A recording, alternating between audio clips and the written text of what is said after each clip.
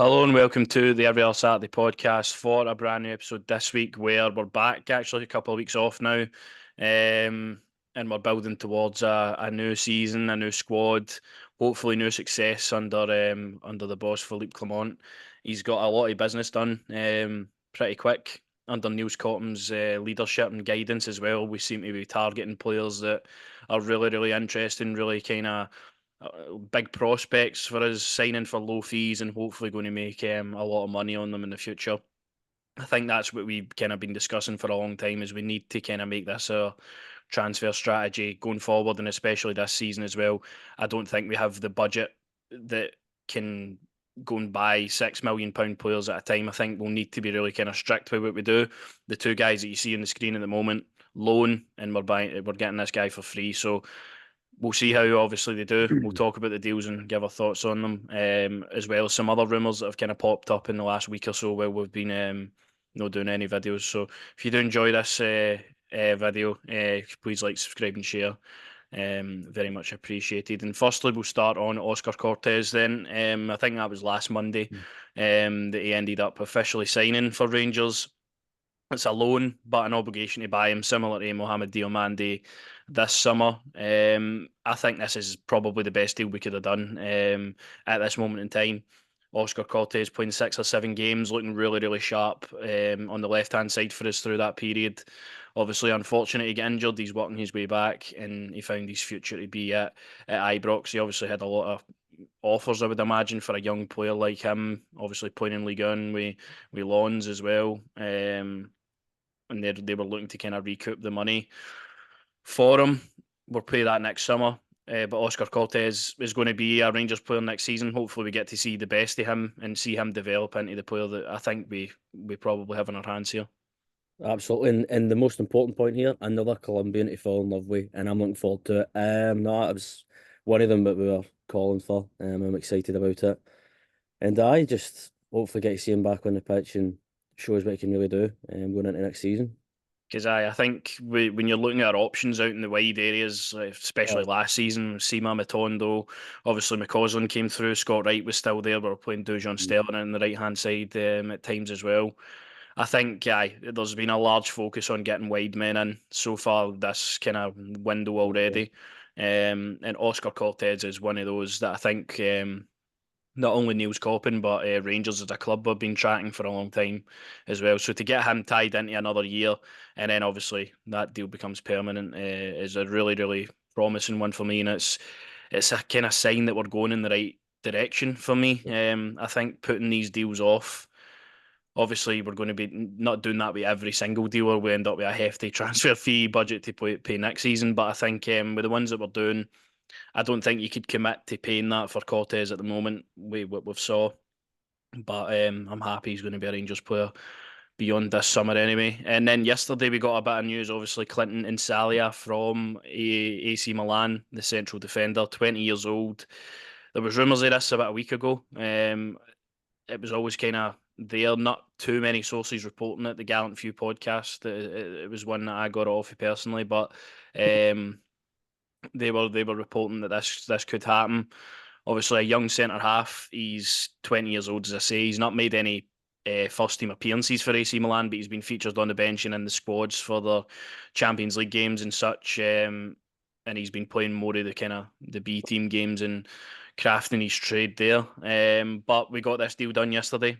Sasha Tavoleri from the Belgian media outlets, who's really good with getting information on Rangers, and you would hope with with the kind of recruitment that we've got with a Belgian manager and stuff, he'll be reporting on Rangers a lot more. But he reported that this was a done deal, and then I think it was about 20 minutes later, Rangers ended up announcing it. So, really nice, seamless transfer announcement, and another one free transfer.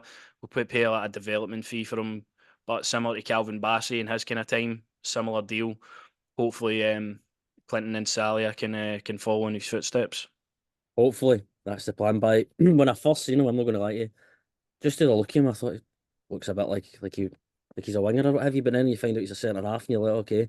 No, I mean it's an exciting one that obviously young player potential, buy ons, the same way Cortez as well. It seems to be, as the manager said, the model we're going in, buy them young, bring them in and on the go. But nah, listen, I'm not watching any highlight videos about Javier. I've not seen anything. I'm just excited about this. Hopefully, the young boy can come here, play stuff, and we get a hefty fee for him.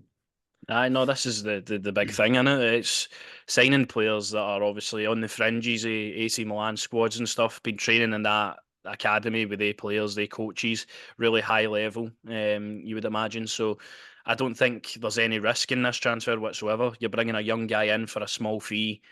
If it doesn't work out, you can probably go and sell him for a lot more than you got him for anyway. But the hope is for us to develop him, keep him for a couple of years, and hopefully Well, other clubs see that progression and pay a lot of money for him. So no risk for me. I think it's a lot better than signing your kind of 34-year-old jobbers for the championship and stuff like aye. that, like the Ben Davieses over the years and stuff that are going to be on mega money. I think obviously him coming here, he's going to be kind of on small wages as well with him coming through. And I don't expect him to be a kind of one of your options in the defence straight away. I think he'll kind of maybe follow the same pathway as Bassey did. Bassey wasn't always kind of playing and such. He was kind of Well, a that's what I was. rotational option. He would get his minutes kind of here and there.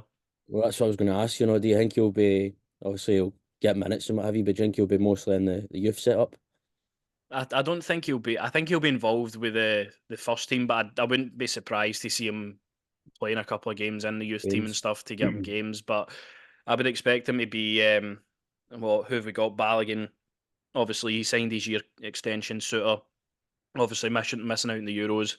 Injured, Mm. he'll be back for next season. You're looking at Ben Davies and Connor Goldson are two you're hopefully going to try and get off the wage bill. So I think he becomes one of your options there. But I don't think he's going to be kind of um, one of the preferred kind of. I don't know how do you word that. Not one of the kind First, of the main first. options. He'll be Listen, like a lot like Bassey, I think, in his I first say season. I rotate. Let's be. You never know. You might come in and he might start solid and he might not be able to drop him. But I'm definitely excited about this deal, obviously. But we'll see how it goes, man. I just feel obviously he's leaving the sunny Italy and coming for the pissing rain over here. So that's one aspect where I would have maybe thought before signing. But no, I'm looking forward to it. Aye, and then there's his stats for. I think that's his career stats. So he's played a lot of youth games, obviously, in the lower leagues in the Italian youth setup and stuff for AC Milan. I think seeing kind of clips of him and seeing reports of him, he's kind of a player that is a bit raw. But I think all young players are going to be a bit raw. They'll need a Mm. bit of fine tuning to play, and that's kind of where we're at now. Like bringing these players in to hopefully develop them into the players that they want to be. Then we're not going to get finished articles. We're going to get players that we're not going to be patient with, and I think this is the perfect kind of aspect of that. Being patient with the guy, and seeing what he's got to offer. I think it's about a month now till the players come back into training and stuff, so it's getting on anyway. But I really promising one that, and after obviously he signed Yousef Kabadai as well for Bayern Munich. There was again rumours of this about a week ago as well. I think it was Plettigol on Twitter, a really reliable German news outlet for Sky Sports, reported that Rangers were one of the teams that were in for him. I think Schalke, who was on loan at last season, were also looking to land him, but the way that Schalke are at the moment, they have no money to be able to get him. I think this is one that we're going to be paying a fee for. I've read kind of reports in the region of about £1 million to £1.5 million. Again, 20-year-old, he's came through a really good youth setup. He's had a couple of loans. Mm. Um, and he's exactly the kind of model of player we should be signing. I think the only questions I have about this one um, is he going to have the same kind of trajectory as I expect Oscar Cortes to have? I guess we'll need to wait and see. Um, but again, it's something that gets me excited to see how we're going to line up next season. We're signing a lot of left-sided players, so I would expect the the shift in the next couple of weeks to move over to the right-hand side and finally get a right winger. Because I don't know why we just can never They've do never. that. But Aye. yeah, Yousef Kabadai looks to be the next one. That is his stats last season, playing with Schalke. Mm. 5 goals in his 26 appearances. I think he did drop out of the first team for a while as well. But yeah, promising signing again for me. I know, definitely another, what to say, another one of these young players that you can obviously hopefully does well. you can sell him for a fee. My only concern is I don't want it to just be, I don't want it to be a career mode where we're just signing potential players and then I'd like to be Yeah. linked with some proper thing. But no, listen, it's another exciting one and you hope obviously we can get it over the line. Paying the sort of kind of 1 million fee, I'm a wee bit hanging on that, but you've got to do what you've got to do to do the business. So we'll see. We'll see how it happens. Nah, I think this one maybe by the end of the week we'll see more kind of on that. I think I'm not as obviously I'm excited if he's going to sign, but I'm not as kind of similar to what you said with the fee and kind of his stats and stuff. I'm a bit more reserved on this one, but if he's coming through at Bayern Munich, I think hopefully by the time he gets to us and he's had his couple of loan deals that he's more of a man to take the Rangers shot. But I was a bit, listen, we had another boy for Bayern Munich come over here and his Johnny done really well. So I would, I'd hope he'd do the same. But as it is, as I say, for the fee, I'm a bit concerned with that. But yeah, again, it's just exciting, as I say, to be looking at these kind of players. And it's just exciting to see the club actually has a plan, really. Yeah, it seems like we're targeting a lot of kind of the same profile of players, the same ages, the same kind of pathways that they've had, and hopefully it all kind of works out. I think it's a risk for me and as a whole with the transfer strategy this season. If this is what we're going with, it's a risk worth taking, in my opinion. I think we've seen for years now that we've just signed the wrong profile players. We've signed players on too much wages, too high a contract. We've not been able to shift them. They've ended up leaving for free. I think the model has to completely change and it looks to be going in the right direction at the moment. And something I've seen on Twitter and reported by the Daily Mail that it's getting a lot of traction at the moment is Tom Lawrence possibly going to Besiktas. Obviously, Besiktas now managed by Giovanni Van Bronckhorst as well. I thought this was a bit strange because I remember Giovanni obviously when we were in that summer where he got the players like Lawrence and Rıdvan and stuff said that they weren't the players that he ideally wanted, and I thought I was a bit surprised to why he would then want Tom Lawrence at Besiktas. But I think Mm. Tom Lawrence is a player for me. I do like him, but he's not shown enough in a Rangers jersey for me. I don't think he's ever really nailed down a position, whether that be the injury or the players that in front of him are just a bit better than him. So I think this summer anyway, I think Tom Lawrence will leave. Be a really good move for him going to Besiktas. It feels like all the Rangers teams going to be in Turkey soon Well, for last season. So I think it's an interesting one to keep an eye on. I don't know if there's any kind of major truth in the rumours of Besiktas because I'm a bit sceptical about that myself. But I think Tom Lawrence will leave this summer. no, I expect him to leave, but I think it's just going to be one of them all summer long where you're going to see every Rangers player being linked with Besiktas. I've seen something with Tav as well being linked with them, something that Yeah, Gio wants to have. So I just think it's one of them where all the Rangers players really are going to be linked to him. But listen, they might be having a lad's holiday. You never know. They might be listening. We'll go and play out in Turkey, get a wee payday, get a wee bit of sun. But no, I just think it's one of them where, yeah, again, a Rangers player's just going to be linked with Besiktas because Gio obviously used to manage us. But if he goes, fair play. You know what I mean? I'd go over to Turkey, better weather. Aye, no, nah, no, I know it's definitely something way up for Tom Lawrence, but I think he's maybe still got a year or two left in his contract, so it would command a fee, you would think, for his services. So we'll see how that one kind of materialises over the summer. Another one that's been in the kind of news, and he's had a couple of interviews since his loan spell finished at Alaves. Yanis Haji, he's going away to the Euros, I believe, with Romania. So we'll see how he does over there in that tournament. Haji's just such a strange one. I think if Tavernier and Goldson are to leave this summer, I think he's our longest kind of reigning player that's been here the longest. If he's to stay, which is a bit of a mad one to think about. But aye, Haji obviously kind of his Rangers career did take a massive kind of turn when he had that injury. He came back. Then this time last year we were speaking about him hopefully getting a bit of rejuvenation under Michael Beale, who's obviously seemingly was such a good character for him behind the scenes, and even when Beale was away for the club, still keeping in contact with Haji to see how he was doing and recovering from his injury. It just died. It never happened for him. He got loaned out, and it never really was a good loan spell either. He never really got too many minutes for the start. If he was getting minutes, it was for the bench, and I don't think it was the best loan deal in the world for him. I thought that at the time personally, like going to a kind of relegation fodder La Liga side would have been a bit tough. But he said that he doesn't know if he's going to be at Rangers. He doesn't know if he's going to be somewhere else. His agents are working on that for him. But again, I don't expect Haji to be here for next season. I think maybe Philippe Clement will take a look at him. I don't think there'll be anything kind of done after the Euros anyway.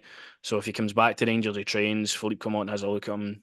We'll see where we are then. But I think even with his name and the kind of stature that holds, you're always going to get a good fee for Haji. So I think at the moment he's probably one of our sellable assets. So that's a difficult I one. will.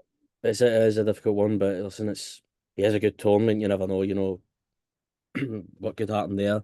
He's one that I obviously will be linked. He's always linked to going to Turkey all the time. But aye, maybe as you say, come on, have a look at him pre-season, maybe decide by then. But it is a difficult. I can't believe that he's after Tavin Goldson. He's the third longest I serving think so. player. I can't think of anybody else. Obviously, Robbie McCrory and stuff. If you're expecting him to leave too, but obviously a large nucleus of the squad is now gone over the past two summers now. Well, listen, we'll see what happens with Haji. I just think at the end of the day, it's up to him. Does he want to be here? Does he want to try and fight his way into the team, or just let him go, get the money for him? As you say, the name itself, you know what I mean. You're going to get a couple of million for that, but we'll see how he goes this summer. And obviously, as you say, come on, we'll have a look at Yeah, it'll be after him. the Euros for anything of that. And then the last kind of rumour that we've got here is for Rıdvan Yılmaz. There's always rumours about Yılmaz. I think every window Yes. that we've signed him so far, there's been rumours that he's going to go back to Turkey. He's going to go to Serie A. It was in January, but I think it is again Turkish teams that are looking at him again. But his agent and national team manager saying that he's going to continue in Europe and kind of play there.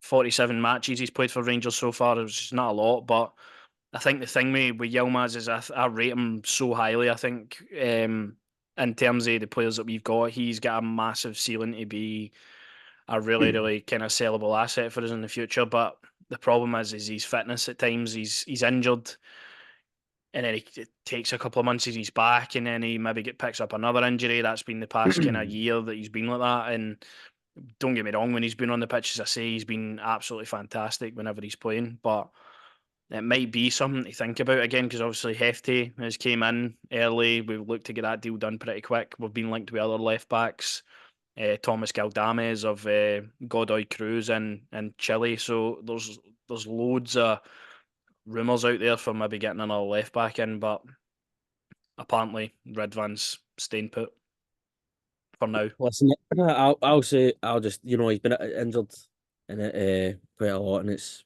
one of them, as you say, where it takes a couple of months to get back in. Look, listen, see if we can get the money back we paid for him. I'd let him go personally. He is a great player. Someday I do want to see succeed in the team, do well, win more trophies. But I just think if you can, I just think there's a bit of injury prone there, and if you can get the feedback that you paid for him, or even a wee bit more, I would do it.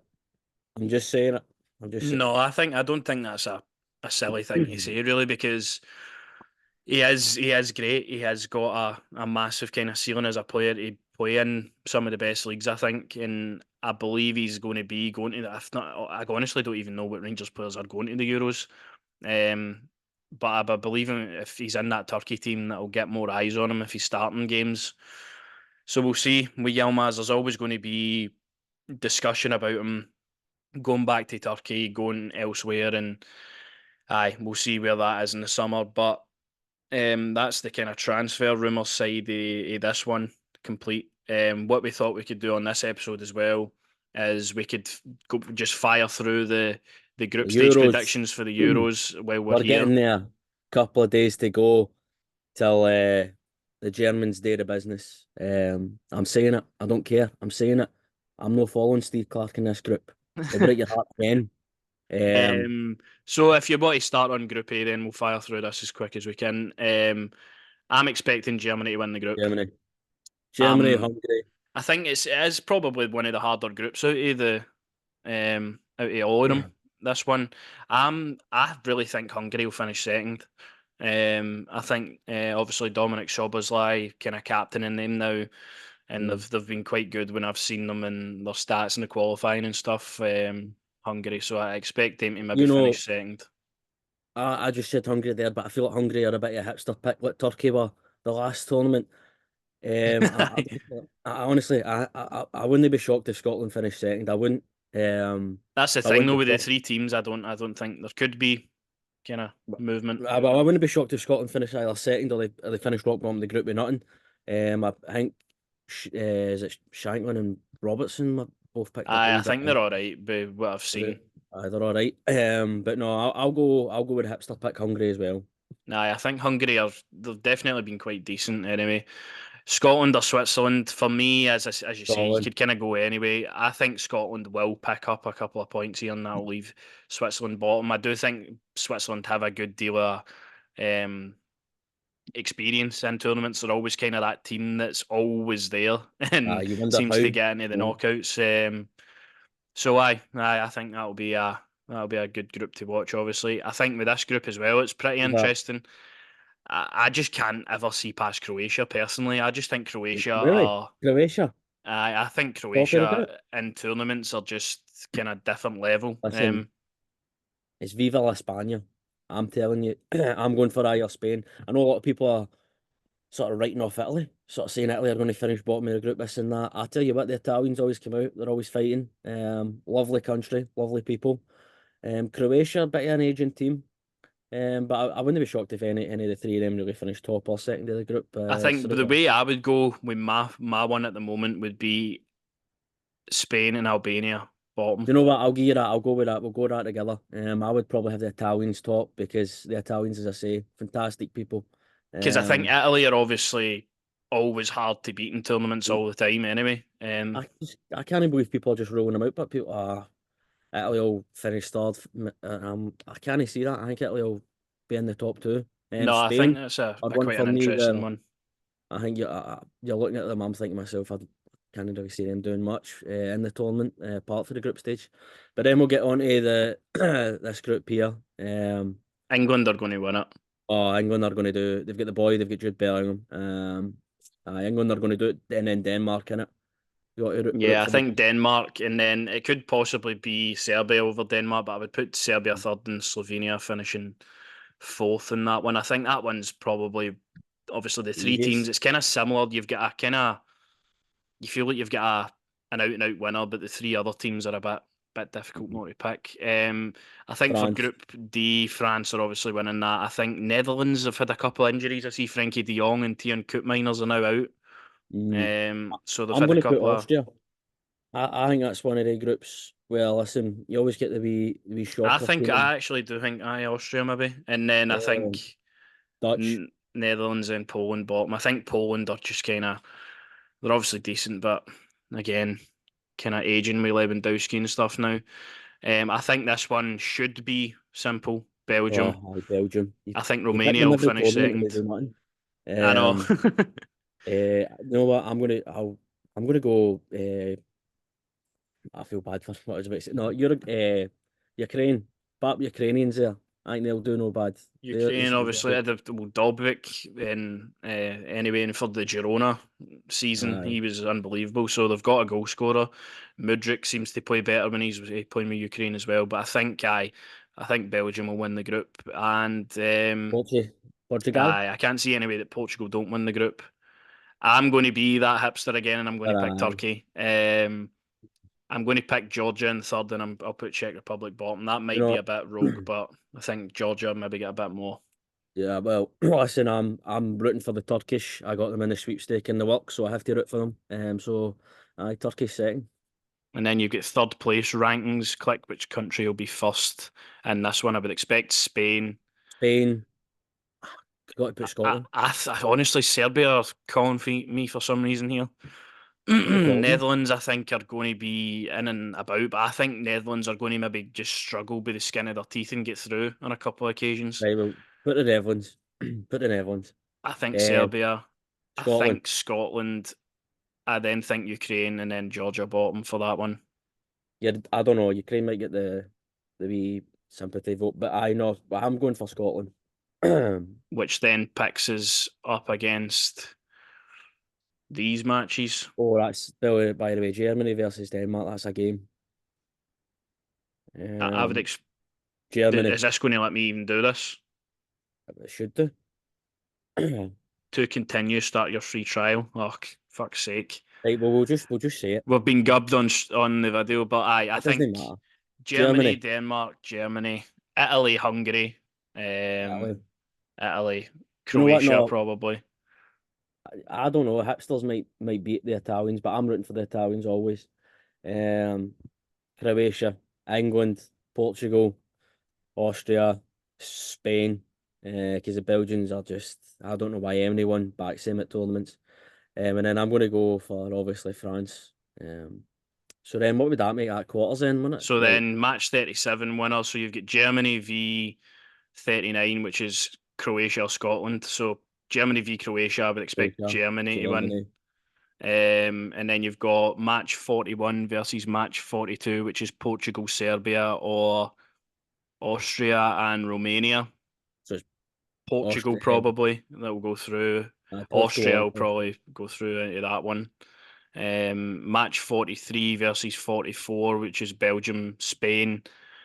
I think that'll be Spain, France, if you're looking at it that way. Spain, France. And then match 40 v 38, which is going to be England, Netherlands, or Hungary, Italy. And I think you might get a repeat of the previous final, England v Italy for this one. But again, it could go either way. I think England will go through for that one, which gives us, I can't even remember, but I think France are going to win it anyway.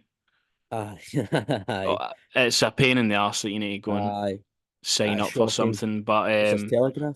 I think that was at England, Italy, and then Germany, France.